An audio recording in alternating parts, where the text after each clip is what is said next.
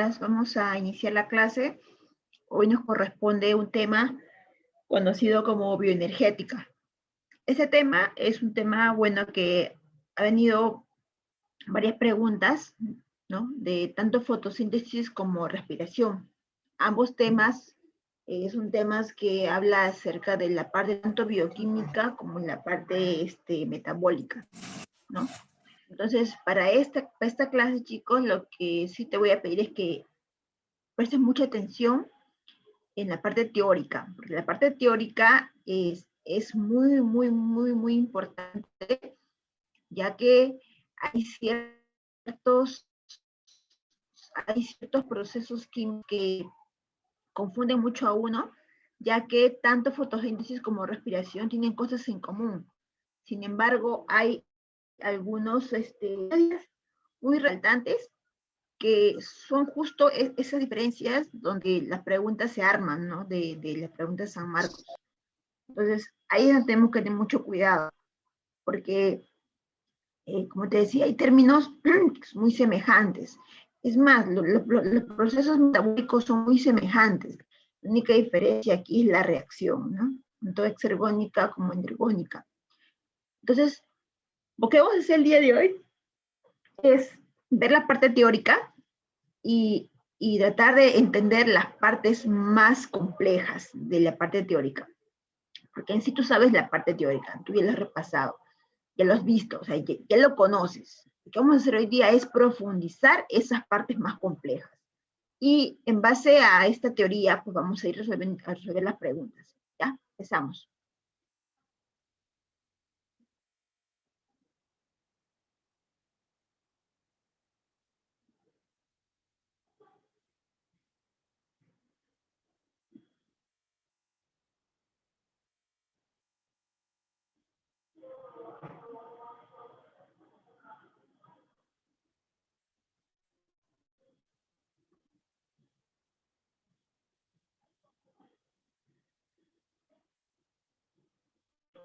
Luján, disculpa, no te escuché bien. ¿Los chicos van a tomar su No, no, evaluación ahorita? no, ya lo han tomado ya, sino que algunos tienen una señal débil y lo voy a dejar solamente abierto hasta las 10:30, para que pueda cargar bien. Ay, pensé que estaban tomando la evaluación, como veo que has mandado un enlace. Ya, Luján. Bien, chicos, entonces vamos a...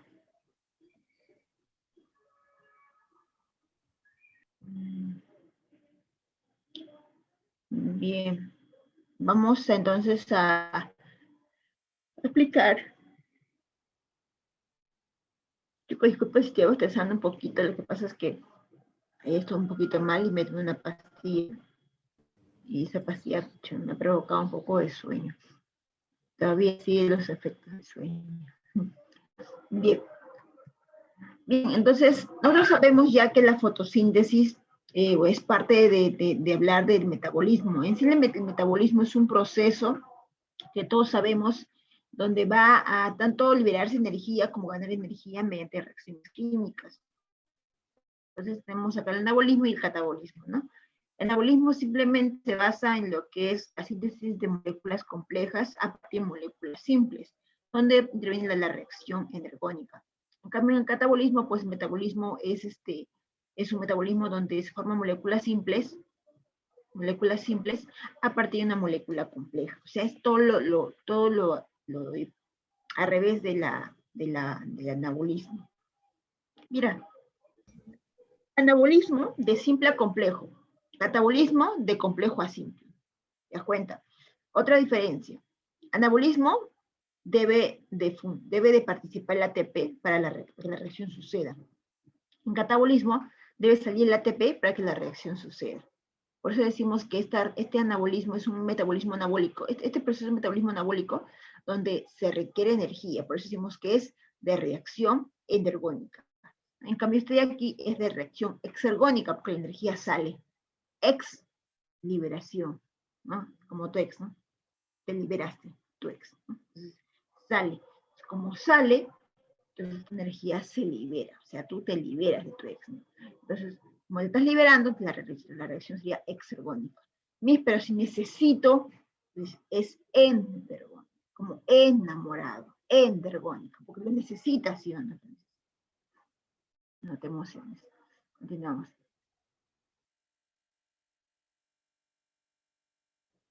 Gracias, Gianfranco. Por eso me están viendo un poco que estoy bostezando un poquito. Mis ojos también están en las justas, y eso que el maquillaje me tapó un poco la cara que tenía. Está como una cara, pero... Bien, entonces, teoría ya lo sabemos, ¿no? Es un proceso anabólico, ¿no? Donde pues se capta mucha energía y la cual se concentra en la molécula llamada glucosa.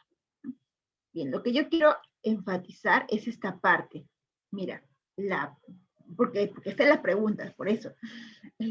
Voy a enfocarme justo en las partes que se relacionan con la pregunta, para que después cuando hagamos la pregunta, tú ya tengas ya pues al tanto de esta explicación que estoy dando, ¿no? Para que lo puedas marcar correctamente. Todos sabemos que la energía solar, proveniente obviamente del sol, es una energía lumínica, lo que le llamamos vulgarmente luz. Pero esa energía lumínica tiene que ser transformada por energía química, la energía que yo utilizo para que mi cuerpo pueda trabajar. Entonces, la energía lumínica, luz, se transforma en energía química, lo que le decimos ATP o adenosintrifosfato o molécula energética universal. Entonces, ¿a qué voy? A que la energía proveniente del sol es energía luminosa, o sea, luz. Cuando esto llega sobre la clorofila, obviamente va a reaccionar excitando a esta molécula, porque esta molécula va a sentirse atraída por la luz, ya que en su composición contiene al famoso magnesio, molécula captadora de luz. Ahora, recordemos que las moléculas simples que requieren la planta para sintetizar su glucosa son CO2, que es el famoso dióxido de carbono, también le dicen anhídrido carbónico. No lo confundas con monóxido de carbono. El monóxido de carbono es un CO, o sea, CO, un C. En cambio, el dióxido de carbono es el famoso CO2. Tú sabes eso, ¿no? Pero igual te lo aclaro. Entonces, las moléculas simples que participan aquí son el CO2, 6 moléculas, y 12 moléculas de agua. ¿Y por qué estas dos precisamente? Es que recuerda que el 6CO2 es una molécula que tiene carbono, y la molécula principal que se sintetiza en la fotosíntesis es una molécula formada por carbono, que es la famosa glucosa, que es una hexosa. Entonces, te requiere, mira, de acá de 6 carbonos, o casualidad, y acá justo hay, mira, 6 carbonos. Porque esto está como 6 por C, 6 por C, 6C. Y 6 por 2, 12 oxígenos. Ya, ahora, el agua es una molécula importante para que cuando llegue la luz sobre el fotosistema 2 e impacte con una fuerza que va a hacer que ésta se rompa. Al romperse, obviamente la molécula se va a desintegrar. Mejor dicho, se va a dividir, tanto en oxígeno como en hidrógeno. El oxígeno que ésta libera se va al medio ambiente. Y el hidrógeno también se va a romper en protón y en electrón, 4 cada uno. Y son este protón y electrón, las cargas, quienes van a participar en el resto de la fase luminosa para poder así reducir el NAT con el electrón, y con el protón pues permitir el pase por la partícula F, activando obviamente la enzima ATP sintetasa, y así poder formar lo que es los ATP.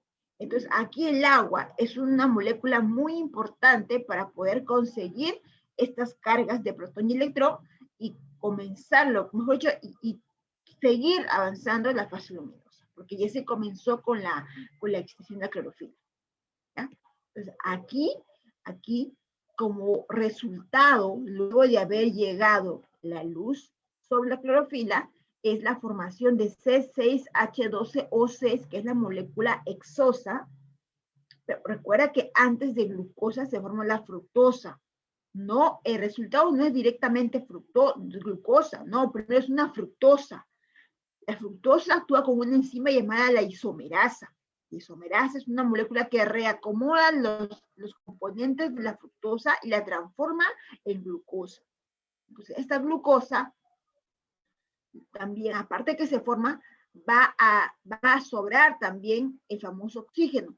Este oxígeno, obviamente, es el que se libera cuando se da la fotólisis de agua. Entonces, era eso. Y como desecho metabólico, porque sobró, es la famosa molécula de agua. Ahora, la energía lumínica, la luz, siempre va a estar presente, siempre. ¿Por qué? Porque la fase luminosa es fotodependiente, entonces siempre va a haber un exceso de luz. Ojo, no estoy diciendo que va a haber ATP, no, va a haber luz, va a haber siempre luz, porque todo el proceso de fase luminosa es fotodependiente, ocurre siempre en presencia de luz, ¿ya? Entonces luz va a sobrar siempre.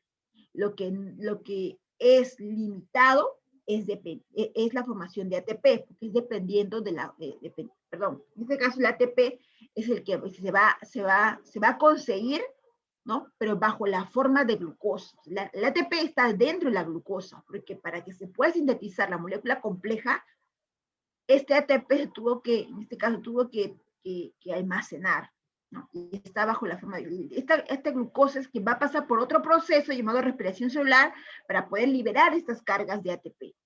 Ese es otro cuento, que también te voy a explicar ahora. Bien. Espero que quedó clara la fórmula de la fase luminosa, la fotosíntesis. Bien, sabemos que la fotosíntesis pues, ocurre en las partes verdes de una planta. En cualquier parte verde de una planta, la fotosíntesis. Pero ¿por qué la parte verde? Que recuerda que la parte verde contiene parénquima clorofiliano, que es un tejido fundamental, donde va a abundar lo que es el cloroplasto. Entonces el cloroplasto, pues, vamos a ver que tiene estructuras dos principales, el espacio libre que viene a ser el estroma, y los flacoides que contienen la clorofila. Ahí ocurre la fase luminosa. Y en el estroma la fase oscura. Según la teoría de Margulis, de Lynn Margulis, nos explica que ella habla de una teoría conocida como la teoría endosimbiótica. En esta teoría ella plantea que en algún momento, en un momento de la evolución, tanto cloroplasto como mitocondria lograron sobrevivir, pero para ello tuvieron que introducirse en una célula que las pueda hospedar. Y esta célula fue la célula eucariota. Por ello, cuando uno analiza cloroplasto y mitocondria, pues son organelas semidependientes o semiautónomas, porque tienen su propio ADN y hacen un propio metabolismo cada una de ellas. Entonces, por eso se dice que cuando uno analiza tanto cloroplasto como mitocondrias, se puede descubrir que cada una tiene la capacidad, pues, tanto de generar ATP, como también puede ser, en este caso, de liberar ATP, ¿no? Pero liberar ATP o consumir ATP. Cuando uno analiza un cloroplasto, por ejemplo, se puede encontrar ADN y ribosomas en el espacio libre. Este espacio libre sería el estroma. Pero si hablamos de una sola procariota, estamos hablando de, en este caso, el citosol. Porque como te digo, son organelas que se piensa que fueron procariotas y que se introdujeron a la célula eucariota. Por eso son semiautónomas, ¿correcto? Y bueno, de la mitocondria, pues tenemos ahí el mitosol, que es el espacio, ¿no? Entonces, es la teoría endosimbiótica de Lynn Margulis. Ya lo sabes. Hablando de fotosíntesis, entramos en la fase luminosa. Sabemos que ocurren 4 eventos muy importantes. La fotosintesis de la clorofila, la fotólisis de agua, la fotorreducción del NAD y la fosforilación.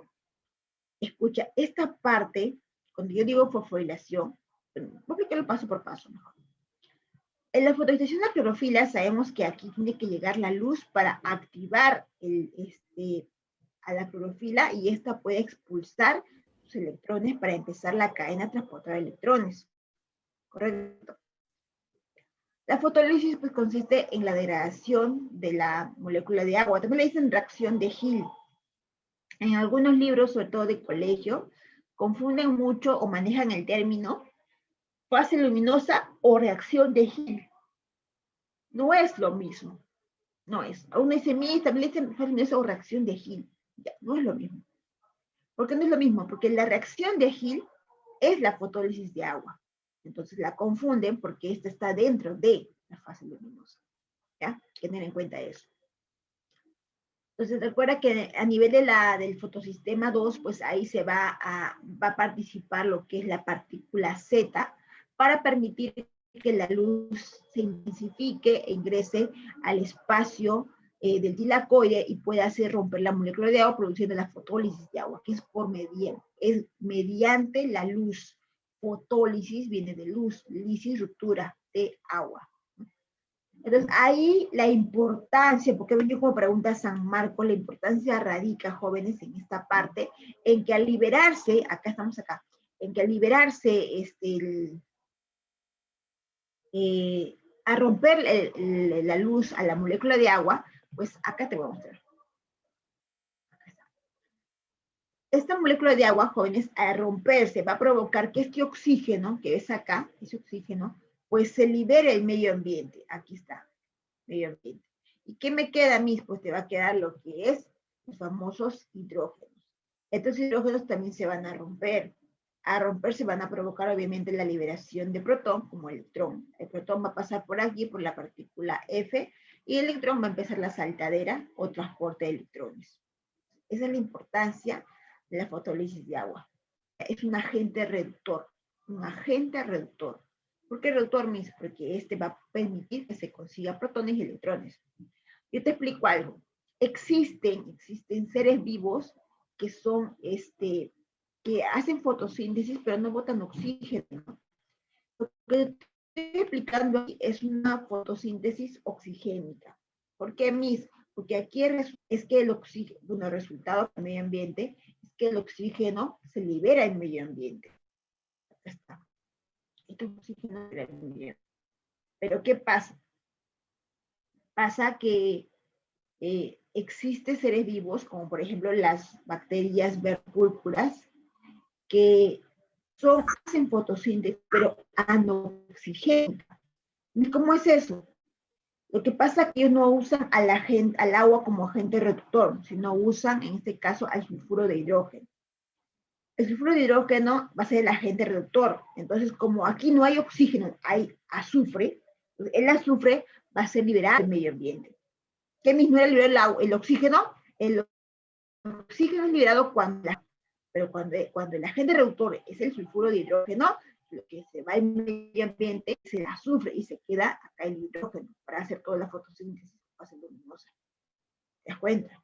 Entonces, no siempre en una fotosíntesis se va a liberar oxígeno. Hay fotosíntesis oxigénica porque bota oxígeno, y fotosíntesis no oxigénica porque no bota oxígeno o bota otro componente como el azufre. Bueno, esa parte es entenderlo, ya jóvenes. Bien. No es que el fotosistema 2 y el fotosistema 1 se van a localizar pues a nivel de la membrana del tilacoide. El fotosistema 2 tiene la capacidad de recibir ondas de luz, también conocido como fotones, en una cantidad de 680 nanómetros. En cambio, la PS1, que es el fotosistema 1, tiene la capacidad de recibir ondas de luz o fotones con la intensidad de 700 nanómetros. ¿Ok? Bien. Entonces, recuerda que este proceso que ves aquí es una desencadenación de electrones que van a permitir tanto la ganancia como la pérdida de cargas. Cuando uno escucha el término de reducción y oxidación, no olvidar que la reducción es un proceso donde se consigue cargas. La oxidación, cuando una molécula pierde las cargas. El amosomida, que pasa de un cuerpo y pasa a otro cuerpo, pues estamos hablando de uno gana, acá, se gana la plastoquinona, por ejemplo, la PQ, gana electrones. Electrones a la que se está haciendo. Pero luego ese electrón pasa al citocromo. Entonces, si la plastoquinona va a perder, ahora le va a pasar al citocromo, ahora ella se va a oxidar. ¿Quién se va a reducir? El citocromo. Y si el citocromo ahora va a perder, le va a pasar la plastocianina, entonces ella ahora se está oxidando, se está reduciendo. Ah, ya, entonces es una secuencia, sí. siempre va a ocurrir reducciones y oxidaciones, porque es un transporte. Pues a estas le conocen también como sistema de redox. Sistema de redox. ¿Por qué de redox? Porque se reduce y se oxida. Se reduce y se oxida. Se reduce. Entonces, le dicen sistema de redox o otro nombre.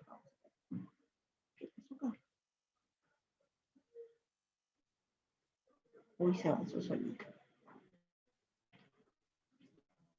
Sistema de redox. De redox. Ya. No olvidemos, chicos, que dentro de esta partícula F encontramos el enzima PASA, también la ATP sintetasa o ATP sintasa. Esta enzima no produce ATP. ¿Qué hace? El pase de dos protones o pretones, la enzima activa la unión del ADP más el fosfato. Solamente al pasar incita a que la enzima ATP inicie la unión del ADP, adenosín difosfato, más un fosfato, produciendo el adenosín trifosfato. ¿Ya? Bien, entonces si esta pasa, ¿dónde se va? Obviamente sale del tilacoide y busca allí para poder acoplarse. Y este acoplamiento es gracias, obviamente, se da gracias a el NAD. El NAD es el que va a ganar las cargas, protón como electrón. Por eso decimos que el NAD es la molécula, en este caso, el último aceptor de electrones y protones en la fase luminosa o en la fotosíntesis. Es quien se lleva toda la carga. Los electrones, al saltar de un cuerpo a otro, al final llegan a la ferredoxina. Esta se encuentra con una enzima llamado enzima NAD reductasa. La NAD reductasa provoca que este NAD, el electrón, le pueda acceder al NAD. Como el NAD está fuera del tilacoide, entonces el hidrógeno, el protón, al salir va a acoplarse al NAD. Lo que ha resultado es NADPH2. Son cargas que se van a acoplar. ¿Está? Bien. Hasta aquí me preguntan, ¿no, chicos? ¿Alguna pregunta hasta aquí? Fase luminosa. Ya, algo que se me estaba pasando es explicar que hay dos tipos de fosforilación, la cíclica y la acíclica. Decimos que una fosforilación es acíclica es cuando las cargas van a salir del tilacoide y van a ser aceptadas por una molécula, en este caso el NAD. Entonces, las cargas, tanto protón como electrón, salen y lo atrapa el NAD, porque es acíclica, ¿no? Termina siendo atrapada por una molécula externa.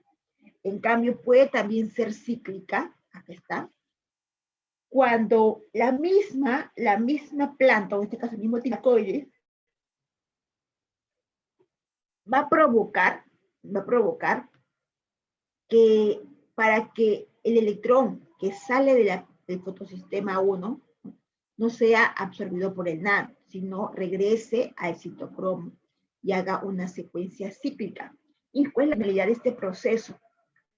La finalidad, joven, es poder estabilizar el fotosistema 1, porque esta, al perder su carga, se vuelve inestable.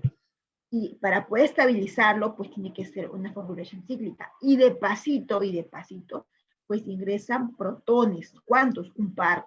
Y esto va a provocar formar un ATP más. Entonces, preguntan cuántos ATP se sintetiza a nivel de la fase luminosa, pues son 3. Pero que yo veo uno.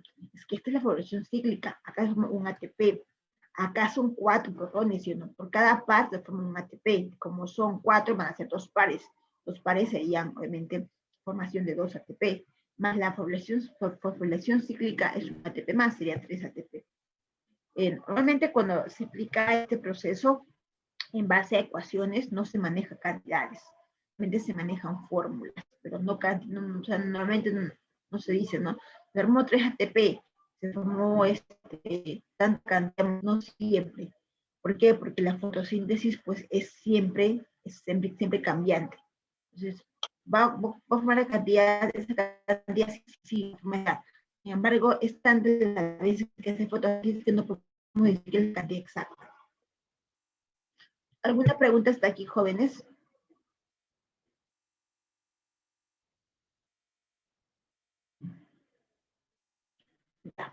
Nada, ¿todo esto claro? ¿O quiere que compremos ya con una pregunta? Quiero acabar ciclo de Calvin para poder empezar las preguntas de fase luminosa.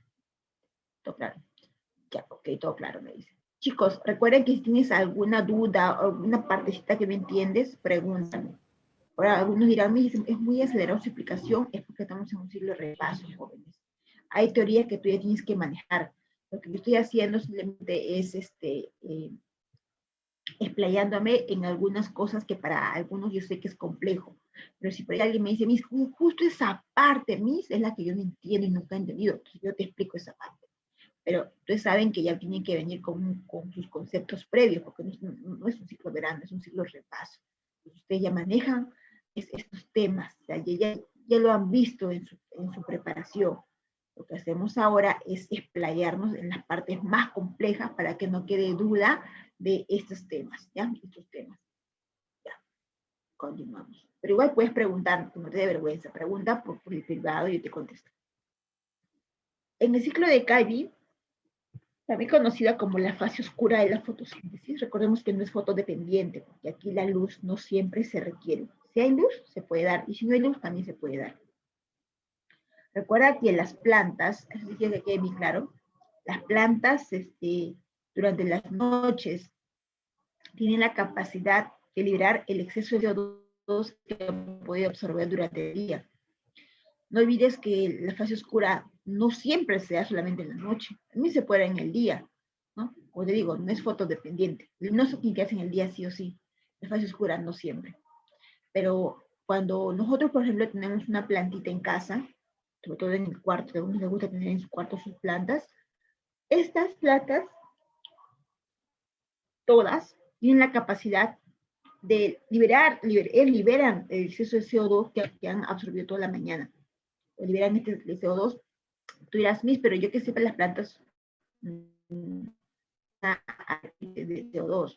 Sí, claro, para formar cosas, pero cuando hay un exceso de CO2, estas liberan por las noches. Entonces, este exceso de CO2 puede provocar daños en nuestra respiración humana. Por eso no es bueno dormir cerca de una planta. Bueno, no, si le vas a tener, ten la ventana abierta para que el aire pues libere este CO2, porque nos vamos a intoxicar, tanta carga. Recuerda que el glóbulo rojo, la hemoglobina, tiene más afinidad por el CO2 que por el oxígeno. Entonces rápidamente va a desplazar el oxígeno y va a llenarse de CO2. Esto es de contaminante para la respiración humana. ¿No? ¿No sabías? Ya lo sabes. Bien. Pasamos a fase oscura. La fase oscura se dan 4 momentos. La activación energética de la ribulosa, la fijación del CO2, la reducción, integración y obtención de glucosa. Cada vez hay glucosa. Vamos a explicarlo con esta imagen. Ya. Recordemos que para que una molécula, conocida como la ribulosa monofosfato, pueda iniciar el ciclo de Calvi, necesita ser activada. Tú ya sabes eso. Mi acá no dice monofosfato, acá dice fosfato. Fosfato o monofosfato es lo mismo, porque mono significa uno, y fosfato es un fosfato. Bien. Entonces, ¿a qué se refiere con esto? 6 ribulosa 5-fosfato. Es que acá habla que hay 6 moléculas de ribulosa. La ribulosa tiene 5 carbonos y hay un fosfato. Esta molécula necesita ser activada. ¿Y por qué, Miss? Porque así inactiva, la fase oscura no va a ocurrir. ¿Y cómo se activa? Con la llegada de un ATP. Recuerda que en la fase luminosa se consiguió 3 ATP y una molécula y 2 NAT. Entonces, porque el NAT obviamente va a encargarse de absorber, reducir todas las cargas. Entonces, este se puede todavía procesar. Esta ribulosa, para que sea activada, llega un ATP. Pero la ribulosa no quiere un ATP, quiere un fósforo. Pero la tiene 3 fósforos, claro, adenosín, tri, 3 fósforos. Entonces le va a dar un ATP, le va a dar un fosfato, un fósforo, y se va a ir como un difosfato. Con 2 fósforos, llegó como 3 fósforos. Y el fósforo que estaba ahí, le dio a la ribulosa.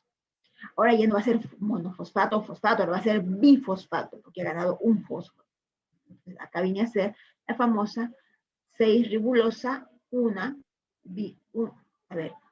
6-ribulosa 1,5 bifosfato. ¿Ya? Bien. Que tiene 5 carbonos. Ribulosa. Acá solamente es alterada la cantidad de fosfatos, no la cantidad de carbonos. Ahora, ¿qué va a pasar? El CO2, pues, sabes que es una molécula que trae carbono, y es la ribulosa bifosfato que tiene la capacidad de atraer a esta molécula. La ribulosa bifosfato, no la enzima rubisco. No. Es la ribulosa bifosfato. La ribulosa bifosfato va a atraer al CO2, produciéndose la famosa carboxilación, o sea, ingreso de CO2 a la planta. Ahora, la enzima llamada, la famosa,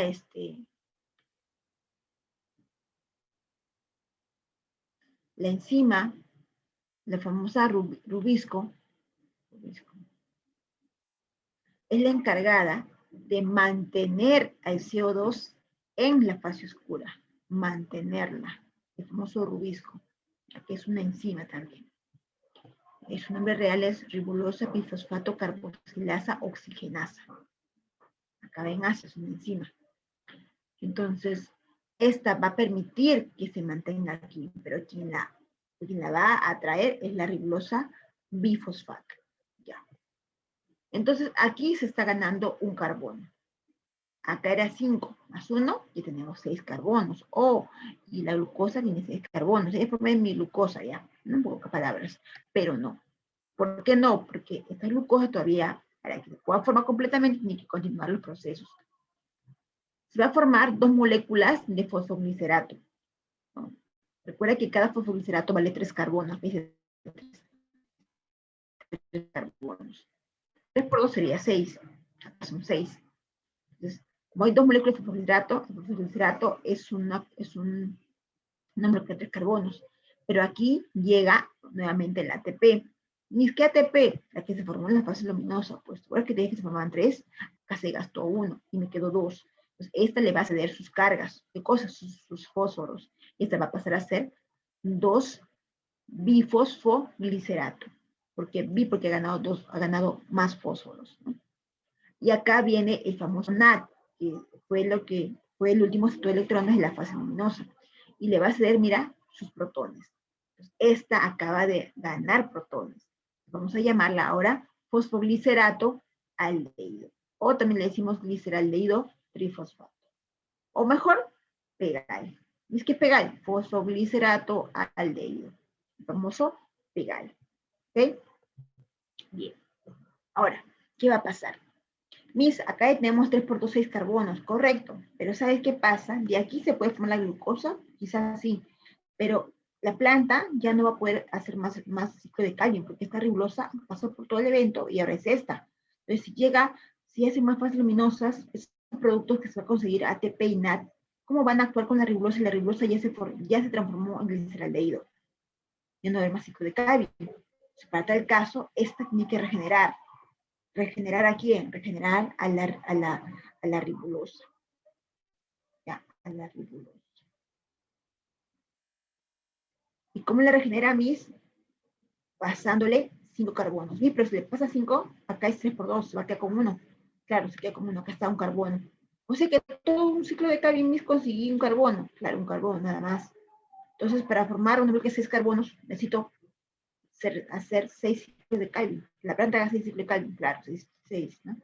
Y si gasté 3 ATP para formar un carbono, ¿cuántos ATP voy a gastar para formar una glucosa? A ver, respuesta. ¿Me entendiste la pregunta? Vuelvo a hacerla. Si gasté 1, 2, 3 ATP para formar un carbono, ¿cuántos ATP voy a gastar para formar una glucosa? A ver, Respuestas.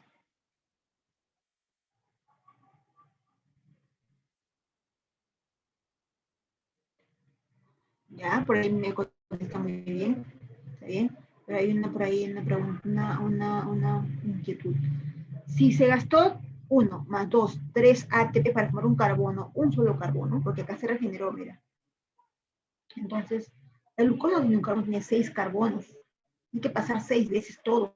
6 veces fase luminosa, 6 veces fase oscura. Por eso es que se forma una glucosa de 6 carbonos.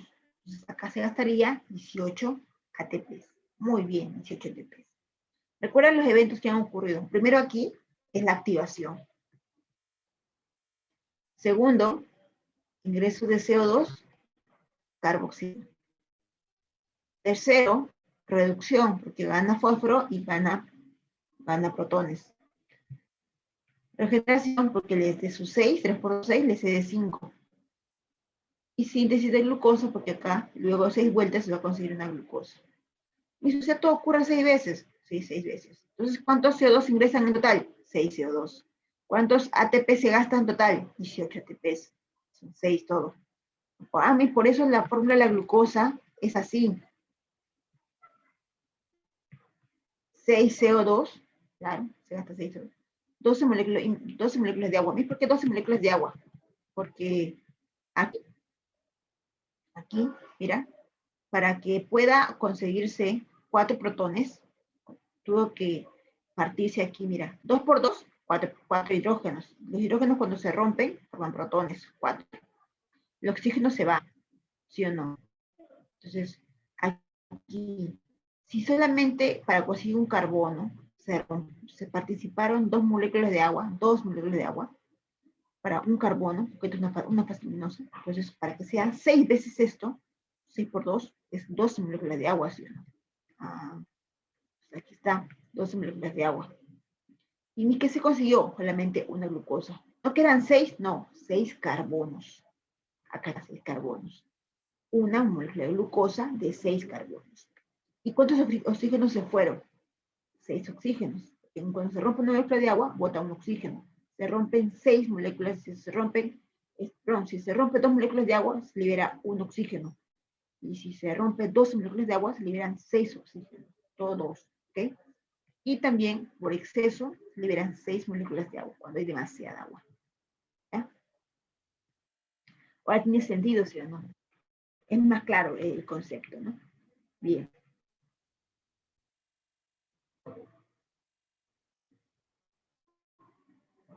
Vamos a ver.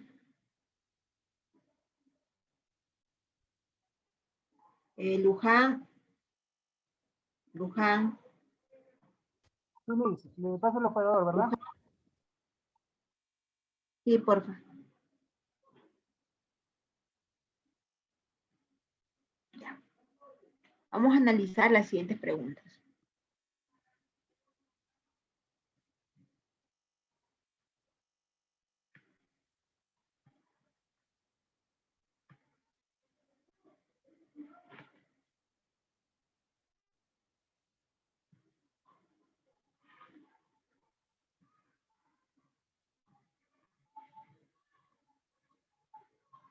Bien. En la pregunta nos dice lo siguiente. En el gráfico se presenta una situación experimental en la que se pretende demostrar el efecto de la temperatura sobre la fotosíntesis. ¿Ya? Mira, acá tenemos una planta, luz roja y lirio. ¿Lo mismo? Sí, la diferencia es que acá hay más temperatura, grados, y acá hay 15 grados. Si las demás condiciones se mantienen iguales, ahí está, en ambas situaciones, es correcto afirmar que para evaluar la fotosíntesis, o sea, tanto interviene la luz, perdón, la temperatura, entonces, ¿qué se debería medir? Para saber qué fue lo que, o sea, para ver la diferencia entre ambos y cómo actúa la temperatura en esta fotosíntesis, ¿qué deberíamos medir? A ver, analicemos.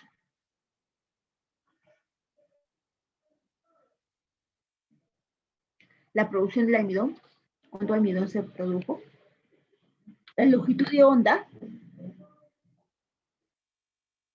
de la longitud de onda yo voy a poder evaluar la diferencia entre ambos y en qué participó la temperatura?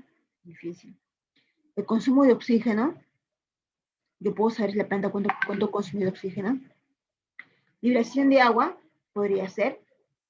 Podría ser. Pero ¿sabes cuál es mejor? La producción de almidón. ¿Por qué, Miss?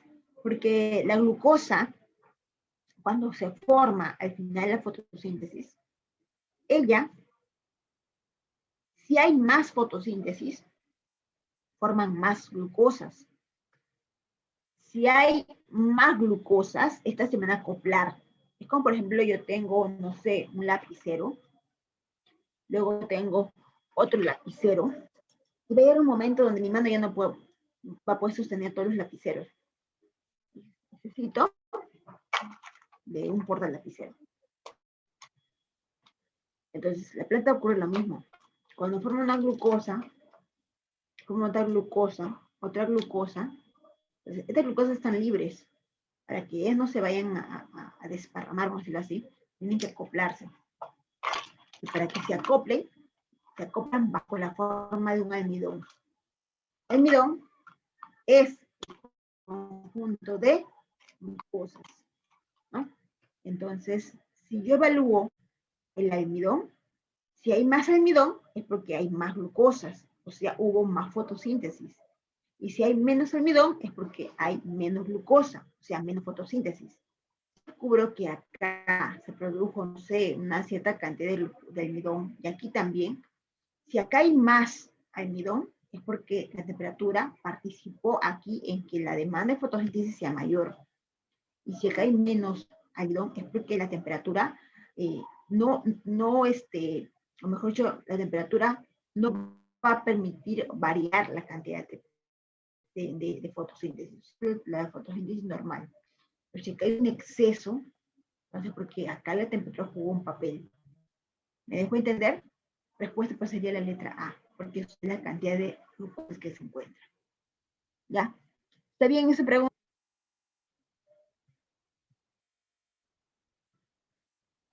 Ya.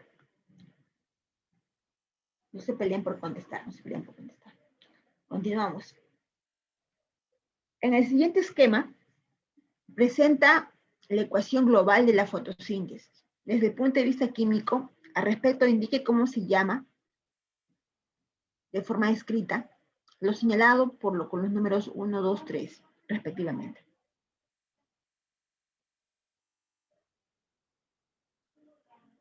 ¿Ya? A ver.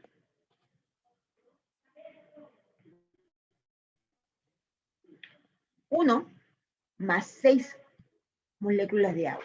¿Quién sería el 1? A ver, te escucho. ¿Quién sería el 1? 1 más 6 moléculas de agua. Lo vimos hace un momento. A ver, te escucho. ¿Quién sería el 1? A ver, chicos, lo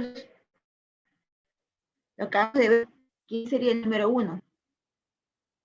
¿Nadie? El CO2. ¿Cuántos? 6. Ya, bueno. También le dicen anhídrido carbónico. Acá están tus claves para que puedas ver. Ahí está.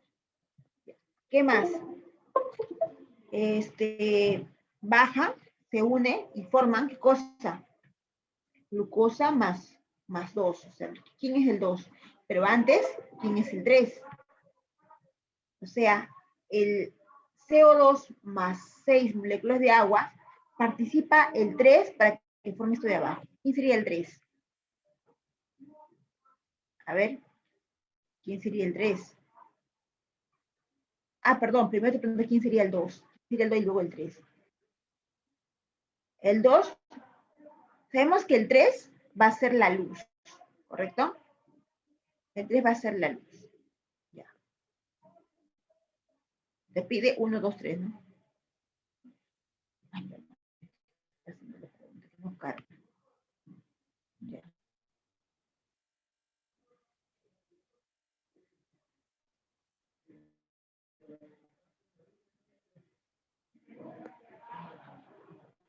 Ya. ¿Quién sería la respuesta en este caso? A ver.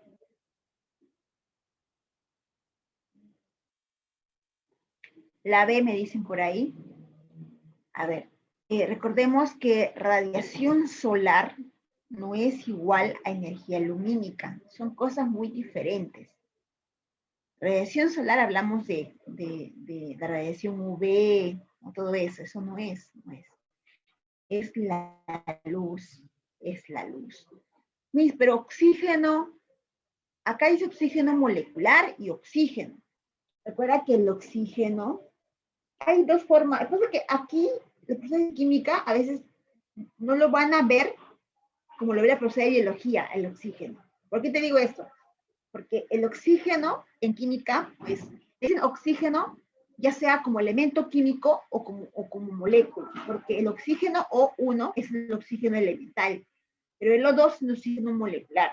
Pero en biología conocemos el oxígeno directamente como molecular, porque estamos hablando de procesos químicos ya. Entonces, tú escuchas oxígeno en biología, rápidamente lo asocias como ya oxígeno molecular. Así exista otro término oxígeno molecular, el oxígeno. Entonces, no hay diferencia. Bien, voy acá. La respuesta sería la letra B. ¿Okay? También por el término de radiación solar, pues, no se presta. ¿Ya?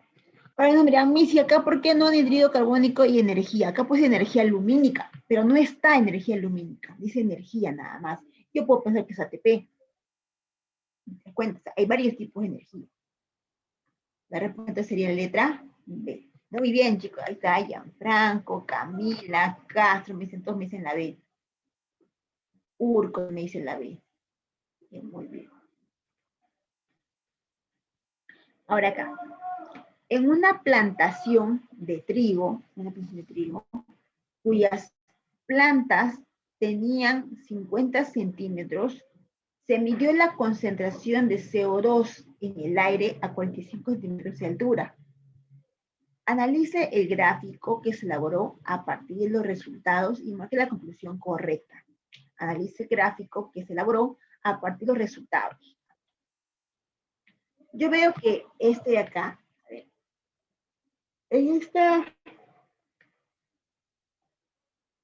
chicos, en esta gráfica podemos ver aquí el porcentaje de gas de CO2 en el aire, en el medio ambiente. Y por aquí podemos ver las horas del día.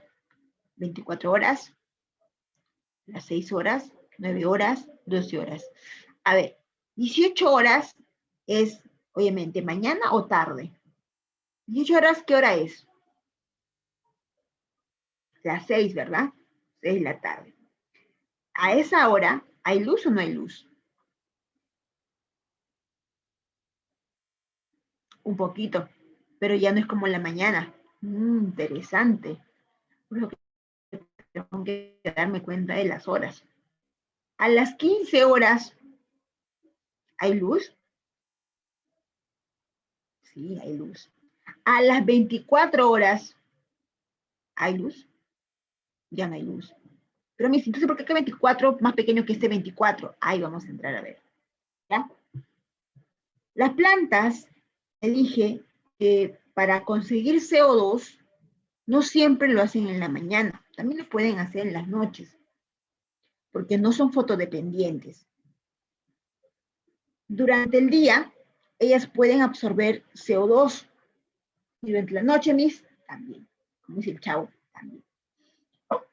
Pero el CO2 en el aire, en un cierto lugar, hablando de una explicación, un ejemplo específico, está en este porcentaje, elevado, ¿no? Desde 0,0025, 0,03, 0,035, 0,04, o sea, está aquí hablamos de una cierta cantidad elevada de CO2. Y acá, obviamente, una cantidad disminuida, ¿no? Bien. Si a las 24 horas se puede captar esta cantidad de CO2 en el aire, la planta lo puede captar, ¿no? Porque está haciendo fotosíntesis, ¿no? Está captando en el día, ¿ya? Pero ¿qué va a pasar? Va a seguir captando CO2, porque recuerda que no es fotodependiente, no depende de la luz. Más luminosa sí te está dando, más luminosa sí se va a dar siempre. Pero ¿qué pasa? Cuando ya llega a las 15 horas, obviamente, al consumir CO2, el CO2 se va disminuyendo en el medio ambiente. La planta lo está consumiendo. Ahí está, mira. Por eso que mientras más pasan las horas, pues el CO2 disminuye, porque la planta lo está consumiendo, ¿no? Tú dirás, pero eso es en la mañana. Recuerda, el CO2 no es fotodependiente, puede ocurrir en la mañana o en la noche, no es fotodependiente. Hasta las 3, el CO2 está en este nivel. ¿Ya? Pero aquí a las 18 horas, a las 6, el CO2, hay CO2 aquí, ha aumentado. Es que te dije que en las noches el exceso de CO2 que se ha consumido se libera. O sea, si se ha liberado, se incrementa nuevamente ese espacio con CO2. Entonces, va a haber CO2. Más CO2, mira. ¿Te das cuenta? Al pasar las horas se incrementa más CO2. Entonces el CO2 se va a incrementar. Y nuevamente el día siguiente va a empezar a absorber. Va a empezar a absorber. En conclusión, el CO2 disminuye, a ver, vamos a ver cuál es la clave que se presta. El CO2 disminuye en la atmósfera por el proceso de respiración. Respiración. En las noches, las plantas se dice que respiran. Se dice, se usa ese término, ¿no? Respiran. ¿Por qué? Porque están botando CO2. Igual que nosotros, pues. Entonces respiramos.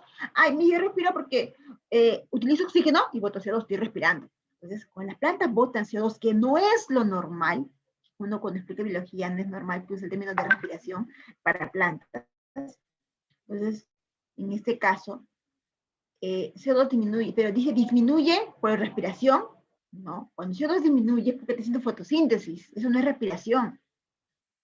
Entonces, si me dijera, si CO2 se incrementa por la respiración por la respiración. CO2, CO2 se libera de la planta durante la noche por la respiración, ahí sí estaría bien. Ahí sí estaría bien, pero no es eso.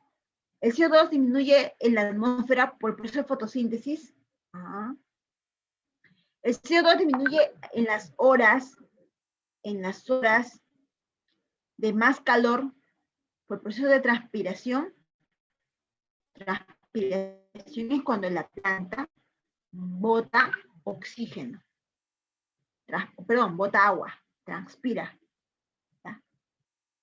El CO2 aumenta en cantidad total en la atmósfera en el periodo medido. El CO2 aumenta en la cantidad de CO2 en el periodo medido. Aumenta en la cantidad en el periodo medido. No está bien explicada esa parte. Se puede llegar a la conclusión más clara de que el CO2 disminuye en la atmósfera por la fotosíntesis. Por eso que se ve de acá, pues mira, disminuye. Y bueno, durante la noche, pues va a incrementarse por el proceso de respiración. Incrementa por la respiración, disminuye por la fotosíntesis. Clave B. ¿Ok? Bien, pasamos a la pregunta número 4. Estamos en fotosíntesis, luego pasamos a respiración. Un científico, mediante un experimento, logra obstruir completamente los estomas de una hoja, la cual somete luego a la acción de la luz en una experiencia in vitro. Los resultados que obtiene es que las células de parénquima clorofiliano no producen glucosa. ¿Qué proceso de la fotosíntesis ha sido alterada? A ver, analicemos esto. ¿Qué sucede? Sucede, jóvenes, que los estomas vienen a ser estructuras presentes en la superficie de las plantas, principalmente en el famoso, la famosa epidermis. Los estomas tienen la capacidad de hacer el intercambio de gases, son formados por células exclusivas de un espacio en el medio llamado ostiolo. Los estomas, pues, al abrirse mediante las hormonas o fitohormonas de la planta, van a permitir que ingrese por ese huequito oxígeno, perdón, el CO2, y salga el oxígeno, intercambio de gases, ¿correcto? Ya. Pero ¿qué pasa si se obstruye eso? Se cierran los estomas. Entonces no va a intercambio de gases. No va a salir oxígeno ni va a entrar CO2. Claro. En ese caso, dice, ¿qué proceso de la fotosíntesis va a ser alterada? ¿No? ¿Qué va a ocurrir? Número 1, intercambio de gases. Fijación del dióxido de carbono. ¿Va a poder entrar el dióxido de carbono? No, pues está cerrado el disco. ¿Fotólisis de agua se va a alterar? No, porque la luz atraviesa la planta. Normal. ¿Liberación de oxígeno? Claro, en este caso no se va a poder liberar oxígeno, ¿no? Pero al liberarse el oxígeno, al no liberarse el oxígeno, ¿va a interrumpir la fotosíntesis? No, no va a interrumpirlo, porque la fotosíntesis es la formación de glucosa. Y para que la glucosa se forme, requiere de carbono. ¿Y carbono quién es? El dióxido de carbono. Entonces, lo principal aquí es conseguir CO2, lo más importante. Entonces, en este caso, no se va a poder fijar el dióxido de carbono, porque no va a entrar, pues, a la planta. Entonces, la alteración aquí sería la fijación del dióxido de carbono. ¿Correcto? ¿Ya? Bien, jóvenes. Dice, con respecto a la fotosíntesis, relacionar ambas columnas y recoger la alternativa correcta. Bien. Te dije que el PG300 es el famoso fotosistema 1, tiene la capacidad de recibir mayor cantidad de fotones, ¿no? ¿De cuánto mis? De 700, el fotosistema 1. Entonces, PG300 va con fotosistema 1. Rubisco es la enzima que permite mantener unida al CO2 con la ribosa bifosfato. Rubisco fusiona al C con la ribosa bifosfato o difosfato. El P680 mis es el fotosistema 2, con esta cantidad de nanómetros para recibir energía, ondas. Y el NAT es, pues, el captador de los protones del agua, ¿correcto? Por lo tanto, la clave sería la letra A. ¿Está bien? Fácil, ¿sí? Está más fácil.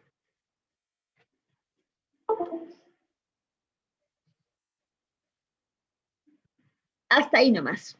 Pasamos ahora a respiración celular, porque esto ya es cuento de respiración celular, ¿ya? O sea, vamos a ver si hay otra pregunta de fotosíntesis, fácil de fotosíntesis. A ver,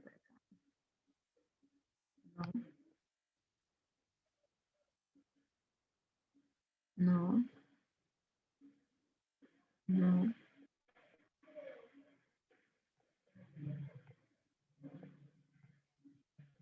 no. ¿Está ambas? No. Parece que sí. Ah, sí, sí, está. Ya. Dice, acá también.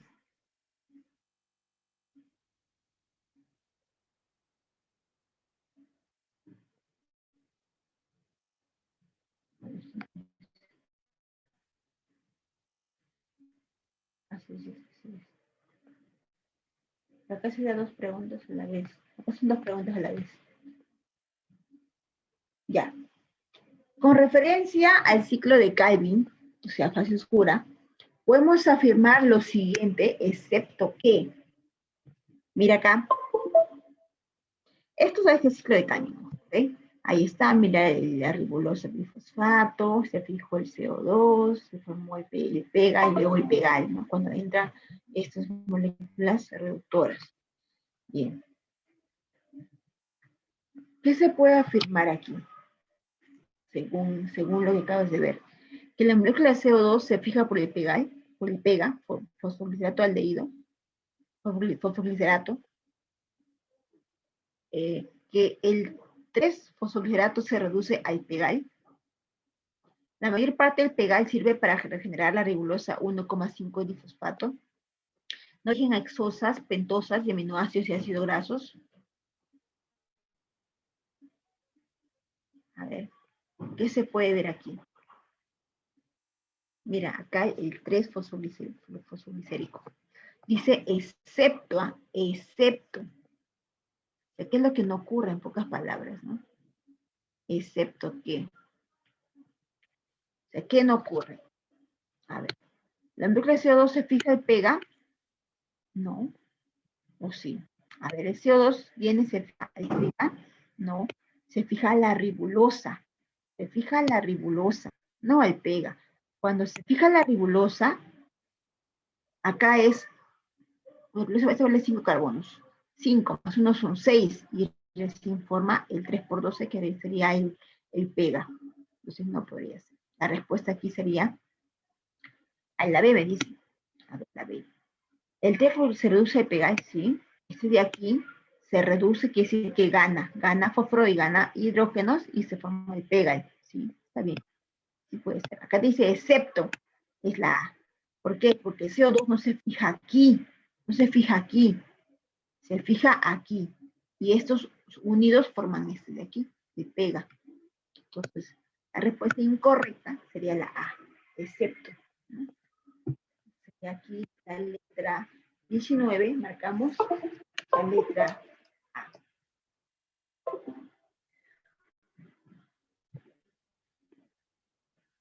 Ya, continuamos.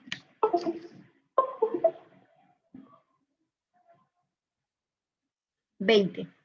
Se realiza un experimento, si se colocan, esta es una clásica, ha venido en pregunta examen de admisión, si no me equivoco.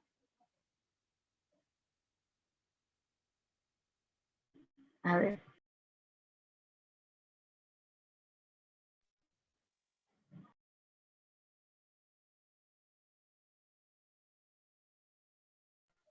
Y ahora sí. Ya.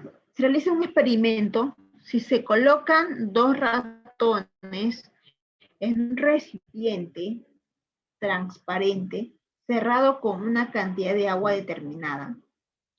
2 ratones en un recipiente transparente. Al cabo de unos minutos, los 2 organismos morirán. O sea, los ratones.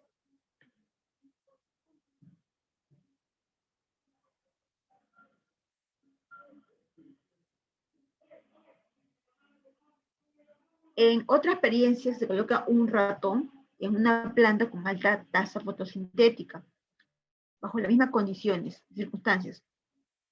¿Qué conclusión sería la adecuada?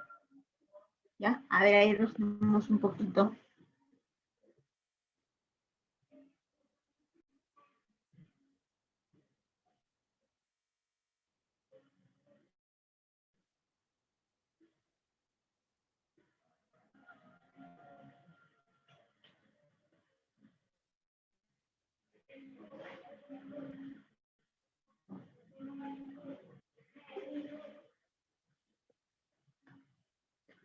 A ver, que llegamos a la conclusión en la B, por ejemplo, a ver. En otra experiencia se coloca un ratón en una planta con alta tasa fotosintética bajo la misma circunstancia. ¿Qué conclusión sería adecuada? El ratón ve y la planta muere. A ver. Ambos organismos mueren, tanto la planta como el ratón. La planta vive y el ratón muere. A ver, recordemos que si hay una planta en un lugar y la planta, sabemos que si hay agua, la planta, a ver, planta bajo las condiciones.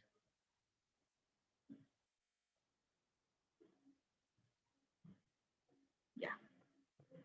Dice que el recipiente es transparente. ¿Por qué te especifica eso? Porque la luz va a entrar, pues. Al entrar la luz, la planta tiene luz, tiene, ¿qué más? Tiene CO2, mismo es CO2, pero el ratón no bota CO2 a respirar. Ah, sí bota CO2, entonces tiene CO2. ¿Tiene oxígeno? ¿El ratón? Sí. ¿Por qué? Porque la planta bota oxígeno. Ah. ¿Hay agua? Claro, hay agua, porque dice que está bajo las mismas circunstancias, hay agua. ¿La planta puede hacer fotólisis de agua para su fotosíntesis? Sí. ¿La planta puede usar CO2? Sí, de ratón. Entonces, en este caso, ¿qué va a pasar?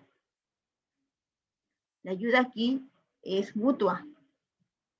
Cuando dice que la misma condición se refiere a que el ratón en la planta de la misma tasa de recipiente.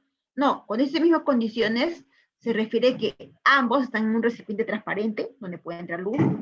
Ambas tienen una cantidad de agua determinada. Ambas.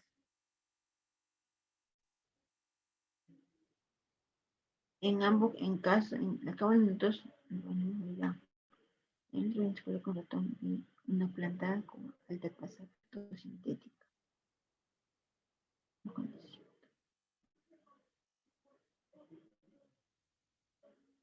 Y te dice que hay agua, también, no dice la cantidad, pero dice que hay agua. Entonces ambos pueden vivir, pues porque ambos tienen las moléculas simples para hacer su fotosíntesis. La planta y el animal tiene la planta porque le va a dar oxígeno. Porque en ese lugar de estar cerrado no hay oxígeno. Entonces el oxígeno, ¿cómo se consigue? De la planta. Del ratón, porque el ratón puede vivir. Ambos organismos van a vivir. 20, la C. ¿Ya? Pasamos, chicos, a respiración.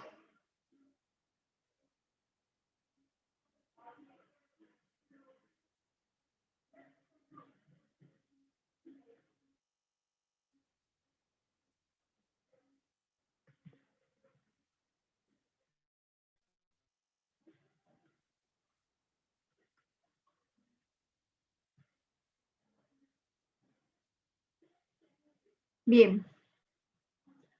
Para hablar acerca de la respiración, comprender, jóvenes, que se usa el término de respiración celular, no la respiración que nosotros hacemos, ¿no? Inhalar y exhalar, no.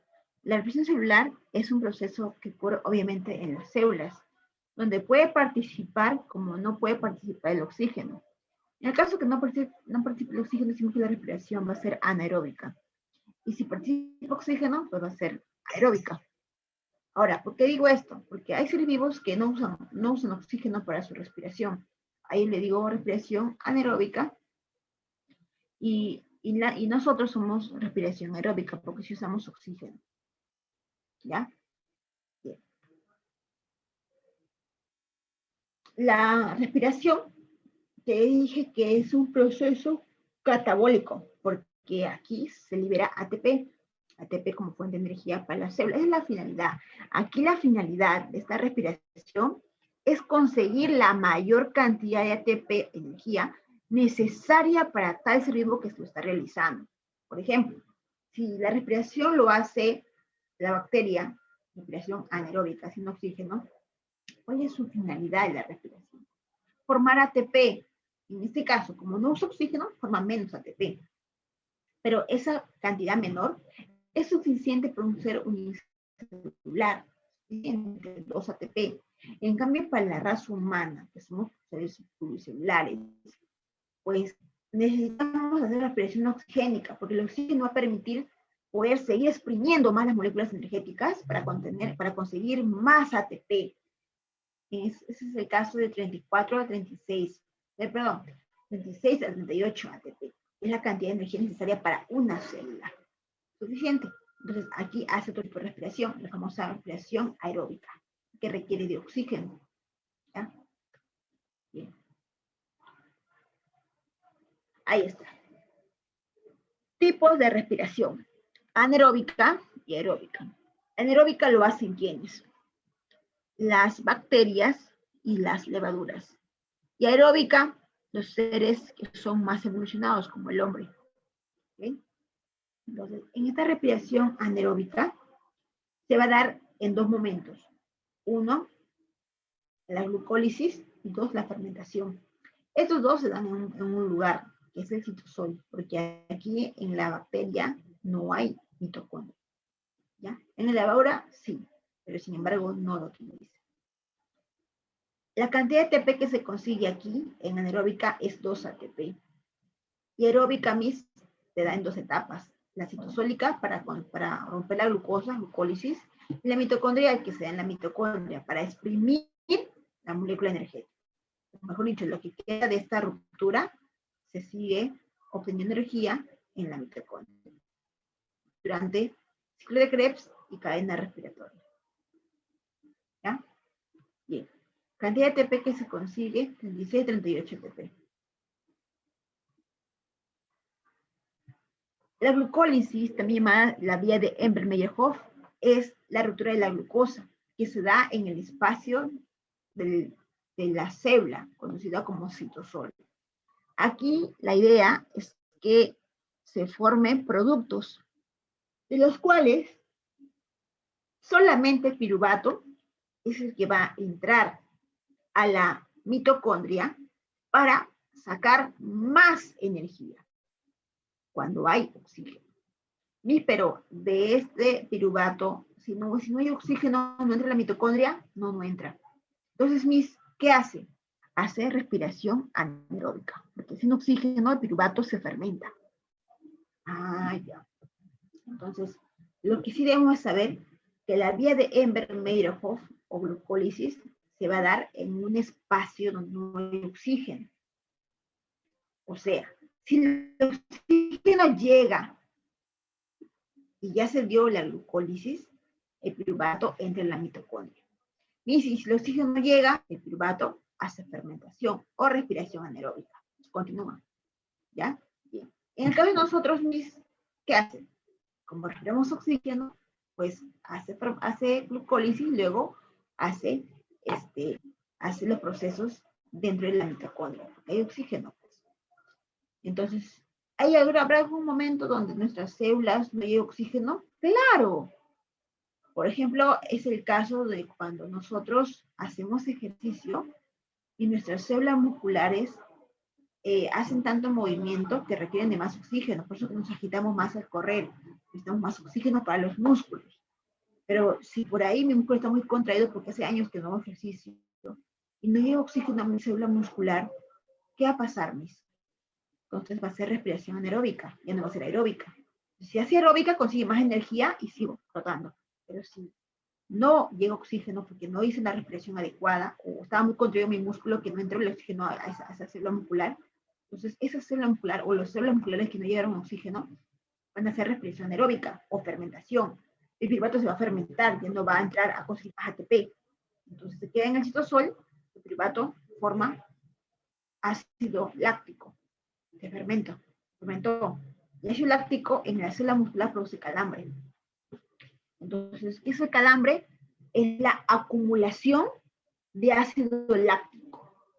¿Y eso me es por qué? Porque no llegó oxígeno a la célula. Y el piruvato se tuvo que fermentar. Y si hubiera llegado no ocurría fermentación. Producías energía y sigues corriendo. Ya. Entonces, hay que entender que los previos calentamientos son importantes para que los músculos no estén contraídos. Mientras más relajado es el músculo, más oxígeno entra. Mientras más oxígeno entra, la célula produce más ATP. Mientras más ATP, el cuerpo tiene más energía para trabajar. Buena conclusión. ¿Te das cuenta? Continuamos. La glucólisis, joven, pasa por varios procesos. Te voy a explicar los más importantes.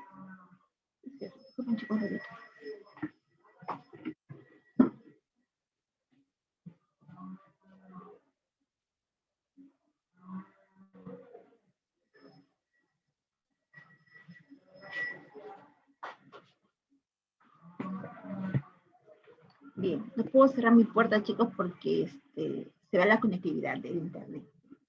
Ya. Entonces, te decía que la glucosa, para que haga glucólisis, o sea, se rompa la glucosa, esa glucosa, pues, a romperse, tiene que ser provocada por ATPs. Los ATPs van a provocar la glucosa. Esta automáticamente, al ser golpeada por el ATP, se va a transformar en fructosa, que es es la misma molécula, solamente que hay un movimiento entre sus carbonos. Ahora, la glucosa al ser golpeada por la ATP, gana fósforo. ¿Cuántos? Dos fósforos. Cada una y acá dos. A ver, porfis, apaguen su audio, chicos. Ahora, esta fructosa, formada con dos fósforos, se va a dividir, se llama desdoblamiento. Cuando se desdobla, esta forma dos moléculas de gliceraldehído. ¿Ya? Bueno, en sí no es directamente gliceraldehído. Uno es gliceraldehído y el otro es dioxiacetona. Pero luego la dioxiacetona se transforma en gliceraldehído. Por eso que es un proceso, este ya es resumido. Entonces ya, vamos a dejarlo así. 2 gliceraldehídos. Cada una vale 3 carbonos con un fósforo. 3 carbonos con un fósforo. Ahí está, 3 carbonos con un fósforo. ¿Ya? Que son estas de acá. Ahora, estas de aquí van a perder.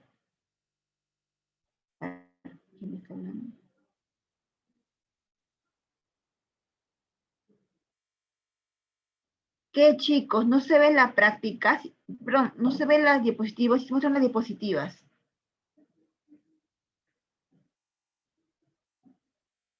Ay, ¿por qué no me dicen? Yo estoy mostrando las diapositivas. Ay, recién me lo dicen, chicos. Y recién me lo dicen. Ay, yo estoy mostrando las diapositivas, ya estoy moviendo mi cursor todavía.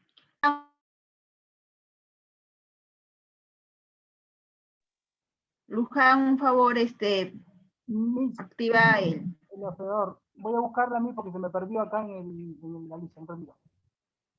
Chicos, usted me tiene que decir hace rato que no se ve la diapositiva. Yo estoy mostrando las diapositivas hace rato. En mi pantalla muestro las diapositivas. Corazón, pues corazón no habla, pues chicos.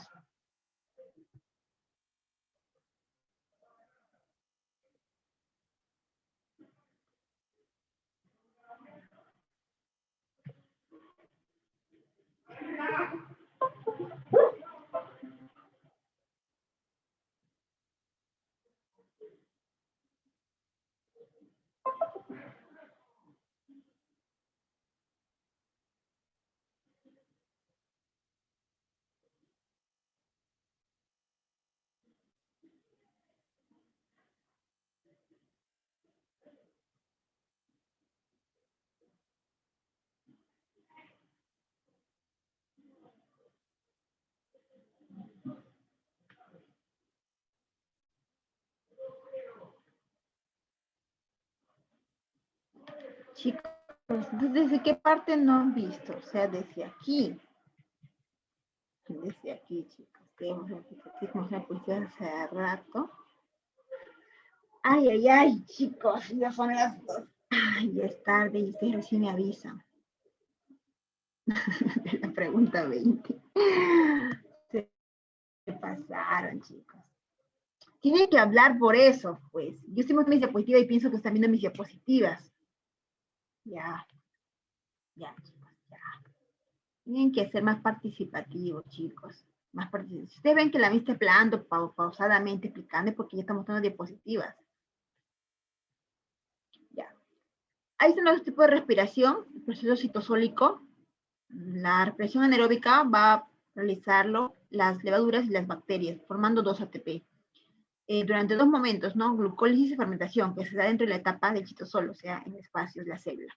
La respiración aeróbica, pues, se va a dar en 2 etapas. La citosólica, que es la que tienen en común ambas, hacen glucólisis ambas, pero cuando llega oxígeno, automáticamente entra el producto de la glucólisis a la mitocondria. Cuando este ingresa, pues, hace ciclo de Krebs y cadena respiratoria, donde se consigue mayor cantidad de ATP. La cantidad de ATP que se consigue en una respiración aeróbica es de 36-38 ATP. Es la cantidad necesaria para nuestras células para que puedan funcionar. Correcto. En cambio, en una respiración aeróbica, la cantidad es 2 ATP, suficiente para una célula unicelular, para un ser vivo unicelular, suficiente. Hoy para nosotros es esta cantidad mínima para una sola célula. Entonces, el glucólisis, también llamado la vía de Enver-Meyerhof, es la ruptura de la glucosa que se da en el espacio de la célula llamado citosol. Acá cuando esta se rompe, se generan estas moléculas de aquí, 2 ATP, 2 NAD, 2 piruvato y 2 moléculas de agua. De estas 4, el más importante es el piruvato. Piruvato es el que va a entrar a la mitocondria. Pero ¿cuándo ingresa? Solamente cuando llega oxígeno, porque este proceso ocurre cuando no hay oxígeno. Si llega el oxígeno, el piruvato entra a la mitocondria, y cuando esta entra, se forma más ATP, o sea, más energía para la célula. Pero hay seres vivos que no usan oxígeno en su respiración, correcto. Entonces, ¿qué pasa? No va a entrar en la mitocondria. Entonces, ¿qué va a hacer? El piruvato se va a fermentar. Y al fermentarse produce otras moléculas. Pero sin embargo, sí consiguió 2 ATP, que era lo que se buscaba. ¿Ok? Ya. En el caso de la glucólisis, que es un proceso que se da tanto en respiración aeróbica como anaeróbica, porque es un proceso anaeróbico, entonces ocurre lo siguiente. La glucosa, para que pueda romperse, necesita ser golpeada por ATPs. Cuando es golpeada, se forman 6 ATPs, perdón, 6 glucosas más un fósforo cada una. O sea, 2 fósforos,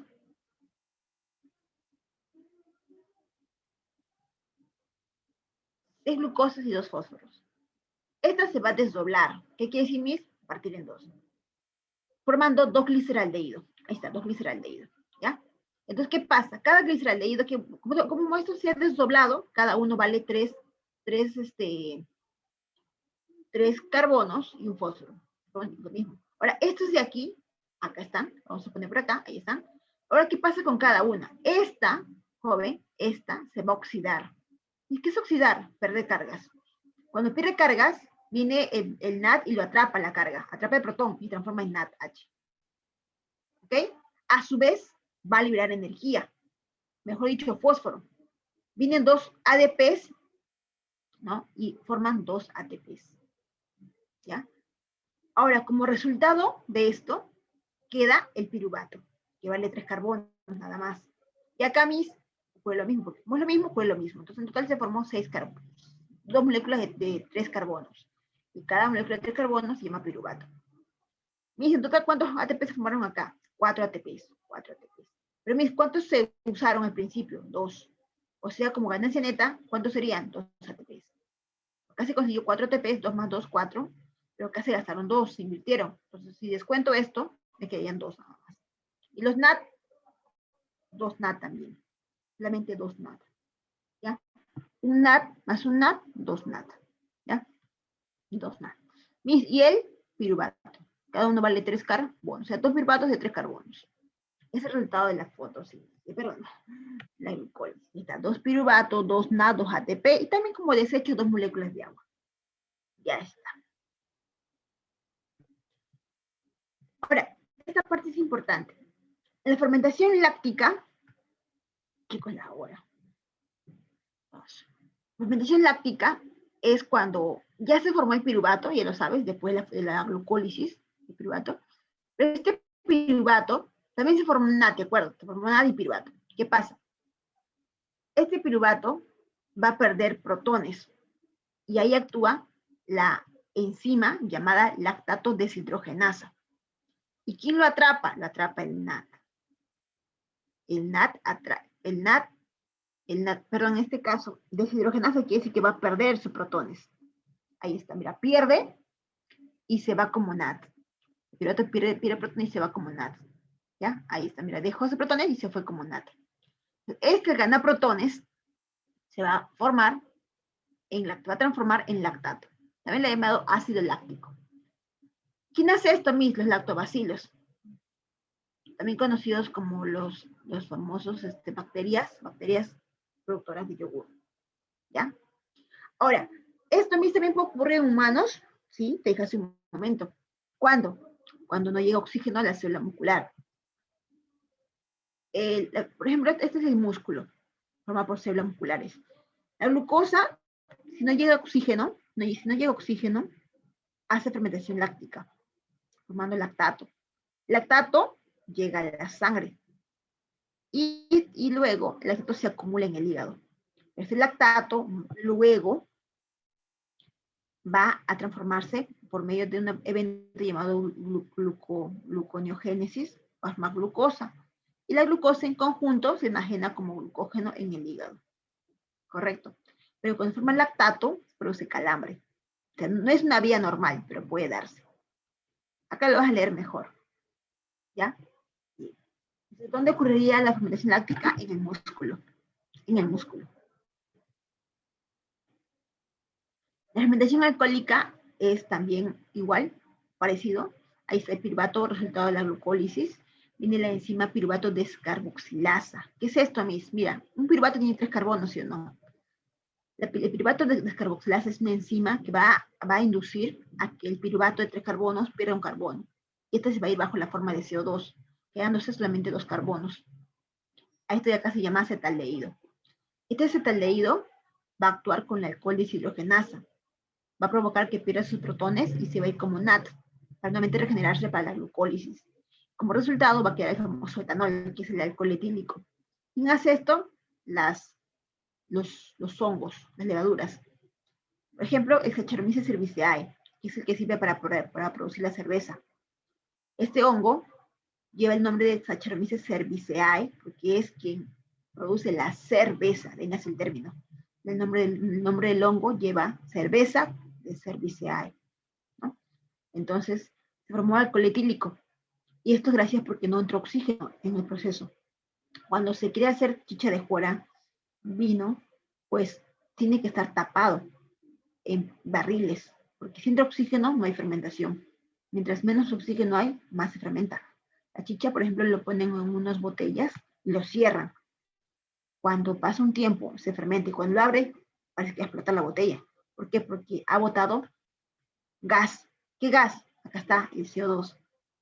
Cuando actúa el piruvato de descarboxilasa, provoca que el piruvato, al no haber oxígeno, bote CO2. El CO2 es un gas que en cerveza se conoce como la espuma y en la chicha también.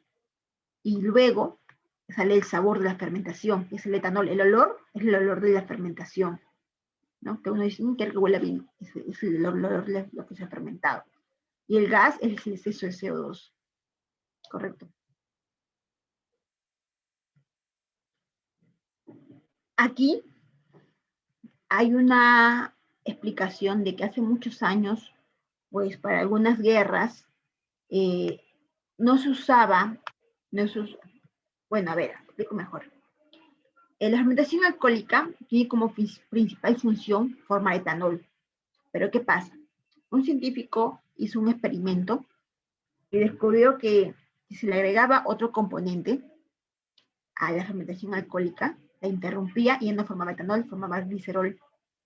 ¿Y eso qué provocaba? Provocaba una especie de componente químico que al caer en el humano hacía que tenga presión en el pecho y muera de infarto. Entonces lo usaban como estrategia para en las guerras matar a los soldados. Hacían que la fermentación alcohólica se inhiba y la ruta cambie a formar glicerol. Aquí está, mira. La glucosa hace lo que es glucólisis, está glucólisis. Lo normal es que haga esto, glicerol, y forme esto. Esto es lo normal. Pero cuando un componente hace glicerol y se le inhibe esto, ya no forma etanol, forma más glicerol. Esto va a provocar que se elabore este componente químico dañino para el hombre que utilizan como estrategia para ganar las guerras. Vamos a ver en un momento cuando haya una pregunta. O luego, mejor después porque luego se cierra. No puedes verlo. La respiración aeróbica es cuando ya llega oxígeno y el piruvato ya puede entrar a la mitocondria. La mitocondria, ya sabes las partes, las conoces. Cuando entra el piruvato, la glucosa bajo la forma de piruvato, porque ya se desdobló, va a pasar por procesos. La formación del acetil, coenzima A, el ciclo del ácido cítrico, el transporte de electrones y fosforilación quimiosmótica. Quiero que sepas algo. El acetilcoenzima A va a ocurrir va a formarse dentro de la mitocondria por la llegada del piruvato. Ya es un proceso oxigénico. Porque solamente se forma cuando hay llegada de oxígeno. Aquí, al formarse el acetilcoenzima A, este acá va a entrar al ciclo de ácido cítrico, ciclo de Krebs, formando 2 ATPs. Pero ¿qué pasa?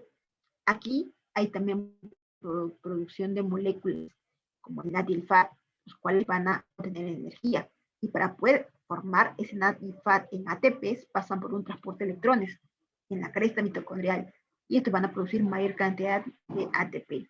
O sea, es que el NAD y el FAT forman más ATP, claro, cuando están por un transporte de electrones.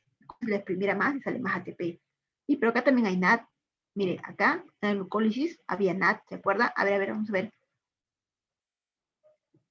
También había NAD en la glucólisis. Y ese NAD no entra a la mitocondria. Por esta vía no entra. Por esta vía no, pero sí hace saldaderas. ¿Cómo es eso? O sea, se saltea hasta esta parte de aquí, el NAD de la glucólisis. O sea, esto de acá se puede incrementar con el NAD de la glucólisis, formando de 36 a 38 ATP. ¿No? Ya. No olvides que el glucólisis trae como resultado 2 NAD, 2 ATP y 2 piruvato. Aquí vemos cómo se forma el acetil. Mira, el piruvato tiene 3 carbonos, ¿ok? Porque acá no he hecho fermentación, es una respiración aeróbica. Pero ¿qué pasa? Se pierde CO2, muy similar a la fermentación, y quedan solamente 2 carbonos, porque se fue bajo la forma de CO2 un carbono. Viene el NAD acá y atrapa los protones que este piruvato ha liberado. Atrapa, o sea, forma el NAD. Se forma NAD también en la acetilación. Y se une y se acopla a la molécula, una molécula llamada acetilcoenzima A, se acopla. Pero solamente tengo 2 carbonos, aquí está, 2 carbonos, llamado acetil. Este es el acetil, más el coenzima, acetilcoenzima A.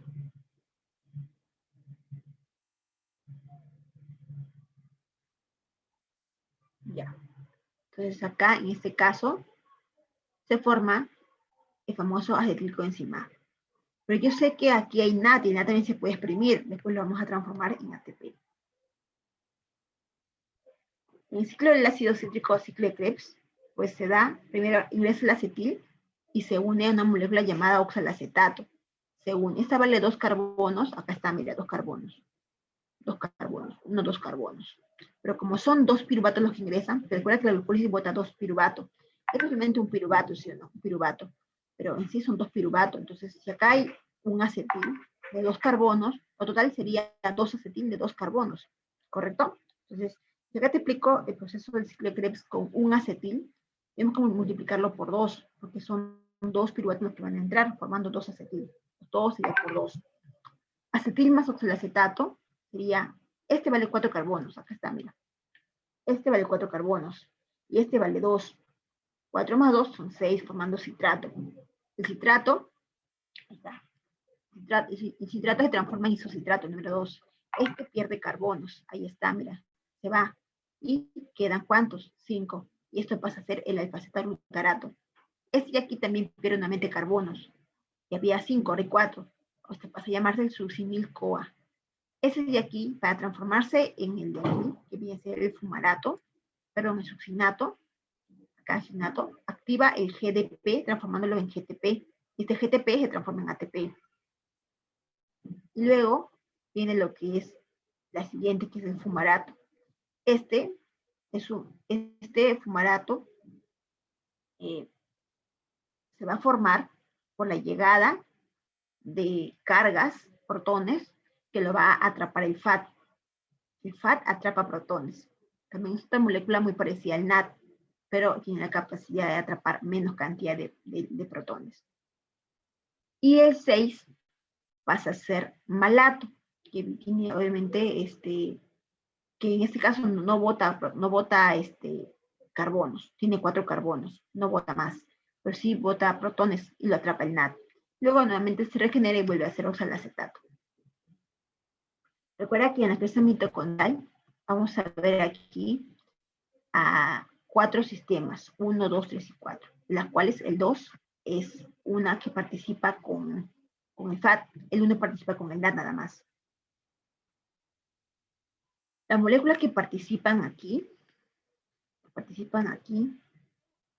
son la coenzima Q, el coenzima Q también llamado ubiquinona, y el citocromo C.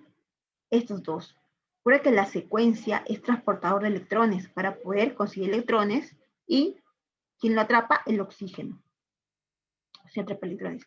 La secuencia es muy similar a la fotosíntesis. Mira, salta, salta, salta y los electrones al final pasan al oxígeno.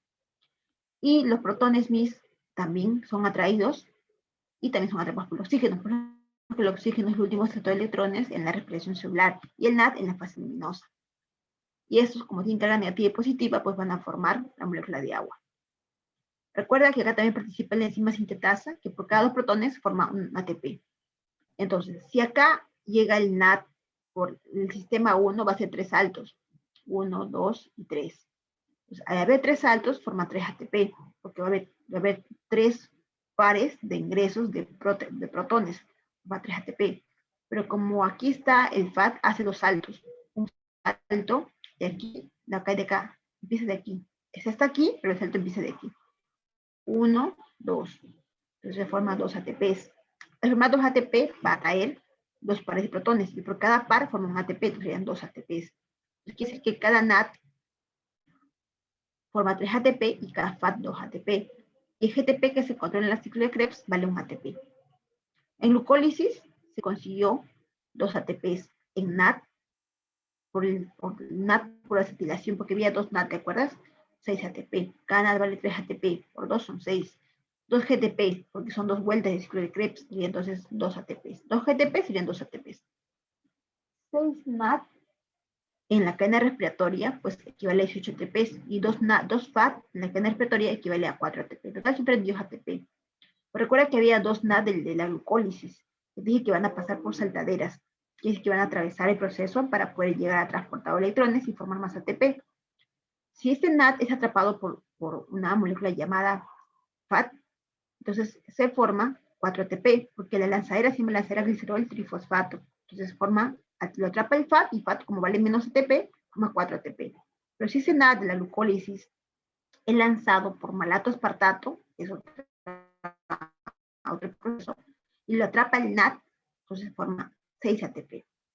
Acá tenemos la cantidad. Entonces, se puede sumar con el 4 o se puede sumar con el 6. Por eso que es probable que salga 36 o 38 ATP, uno de los dos. ¿Ya? Es la lanzadera, ¿no? Malato, glicerol.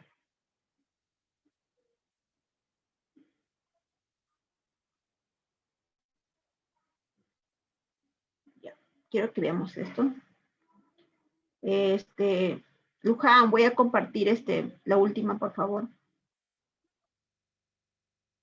Luján. Habilítame hospedador, porfa. Luján. Ya. Luján, hay que hablar de Luján, me molesto. Ya, a ver. Chicos, se ve ahora, ¿no? Sí se ve, ¿no? Ya no se ve.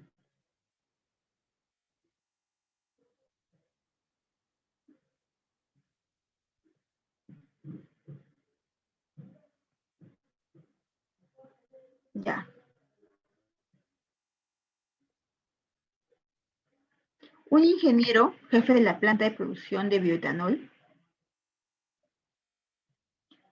utiliza una levadura llamada Saccharomyces cerevisiae y como materia prima melaza de caña de azúcar para la producción de etanol, o sea, alcohol etílico. Para ello cuenta con un bioreactor de 10.000 litros, que le permite realizar el proceso de manera aséptica, o sea, evitando contaminación, ¿no? Con cualquier otro organismo. Cada ciclo de producción, él inicia el proceso permitiendo el ingreso del aire al bioreactor. O sea que en primera instancia permite el ingreso de oxígeno y después ya no. Ello con la finalidad de fomentar la multiplicación de células. O sea, permite que ingrese oxígeno porque se multipliquen las células y luego lo inhibe para que se pueda fermentar. Y una vez que la densidad poblacional alcanza su valor deseado, cancela el ingreso de aire y mantiene esta condición hasta el final del proceso. Señale que procesos metabólicos ocurren secuencialmente. Primero ocurrió respiración aeróbica para que se pueda reproducir las células, luego fermentación alcohólica para poder producir, en este caso, la bebida, ¿no? Respuesta sería la letra C. Ahí está, muy bien. Karl Niedbern fue un químico alemán que a lo largo de su carrera estudió procesos de fermentación alcohólica, con levadura y ruta metabólica de glucólisis. Él descubrió que si una levadura estaba creciendo en condiciones anaeróbicas, le agregaba álcali y bisulfito de sodio, esta producía glicerol y ya no etanol, lo que te dije hace un momento. Ello fue muy importante para los alemanes, ya que les permitió producir nitroglicerina, inicialmente para la Primera Guerra Mundial. Lo que ocurría en realidad es que estos componentes atrapaban al piruvato. ¿Cuál sería la principal razón por la cual bajo estas condiciones ya no se producía etanol? A ver, al no haber piruvato libre, la célula busca otro compuesto para reoxidar los NADs. Los álcalis y bisulfito de sodio no permiten degradar la glucosa. No se produce acetilcoenzima A, lo que no puede iniciar la fermentación. El piruvato necesita oxígeno para producir etanol. No necesita oxígeno, es anaeróbico. Dice acá, no se produce acetil. El acetil ya está cuando ya se disolvió el piruvato, por lo que no se puede iniciar la fermentación. La fermentación empieza desde la glucólisis que se desdobla. Al no haber piruvato libre en la célula, buscaría. Los alcalis permiten degradar la glucosa. No permiten degradar la glucosa. Pero acá dice que atrapan el piruvato, o sea que ya hubo glucólisis. No puede ser. No puede ser esta. La única que puede ser es esta de acá. Al no haber piruvato, porque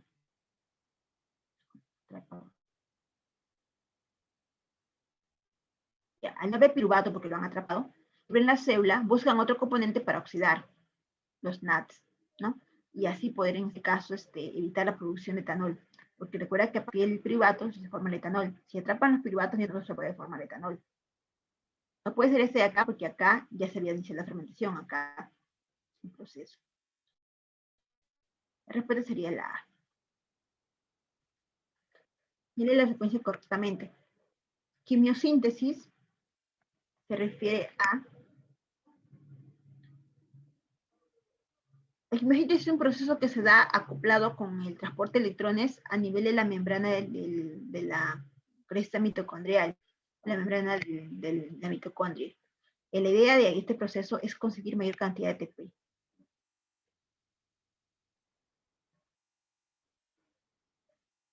Ahí está, se acopla el transporte de electrones y con la síntesis de ATP forma más ATP. 1, D. 2.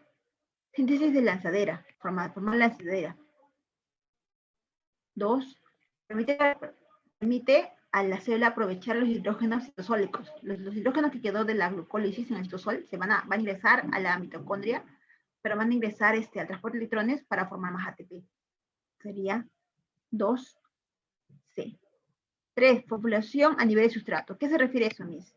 Se refiere a jóvenes que en este caso, se consigue ATP,